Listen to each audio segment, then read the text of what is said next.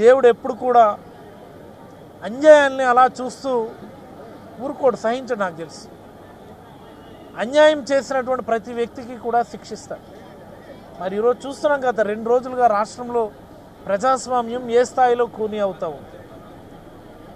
ప్రజాస్వామ్యాన్ని అన్యాయం చేసేవాడు, ప్రజాస్వామ్యాన్ని కూనీ చేసేవాడు, రాజ్యాంగేతర శక్తులకి తగిన శిక్ష దేవుడే విధించాలని కాలమే దీనికి సమాధానం చెప్తుందని నేనైతే మనస్ఫూర్తిగా దేవుని కోరుకుంటూ రాష్ట్ర ప్రజలందరికీ రథసప్తమి శుభాకాంక్షలు తెలియజేస్తూ ఈ వెలుగు, ఈ సూర్యదేవుని వెలుగు మనందరి జీవితాల్లో కూడా వెలుగులు నింపాలని మనస్ఫూర్తిగా కోరుతూ సెలవు తీసుకుంటాం.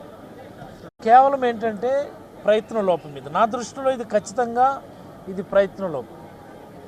ఈ ప్రభుత్వం కొలువు తీరినప్పటి నుంచి కూడా అన్ని వేదికల మీద కూడా నేను మాట్లాడాను. మీ అందరికీ కూడా తెలుసు మన జిల్లా అభివృద్ధికి కేంద్ర ప్రభుత్వం ఇవ్వాల్సినటువంటి పెట్రోకెమికల్ అండ్ రిఫైనరీ కాంప్లెక్స్ చాలా అవసరం, ఆవశ్యకం.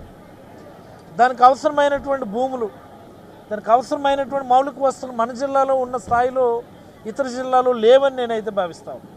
వాటన్నిటి మేమే క్రియేట్ చేస్తాం. పోర్టు కడుతూ ఉన్నాం, ల్యాండ్ బ్యాంక్ క్రియేట్ చేస్తాం, హైవే ఉంది పక్కనే, రైల్వే లైన్ ఉంది పక్కనే. ఇన్ని అనుకూలతలు అత్యంత ముఖ్యమైనటువంటిది మ్యాన్ పవర్. ఇదే పెట్రోకెమికల్ డిపార్ట్మెంట్లో కొన్ని వేల మంది ఈ జిల్లా నుంచి ఇతర దేశాలకు వెళ్ళి పనిచేస్తూ ఉన్నారు, గల్ఫ్ దేశాలు. వాళ్ళందరూ ఈ రంగంలో పనిచేస్తున్నటువంటి అసంఘటిత కార్మికులే.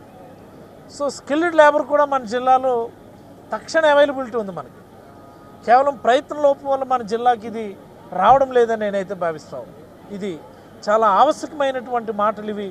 ఈ జిల్లా మంత్రులు, జిల్లాలో ఉన్న కేంద్ర మంత్రులు దీన్ని గమనించాలని నేనైతే మనస్ఫూర్తిగా కోరుతూ సెలవు తీసుకుంటాను. ధన్యవాదాలు.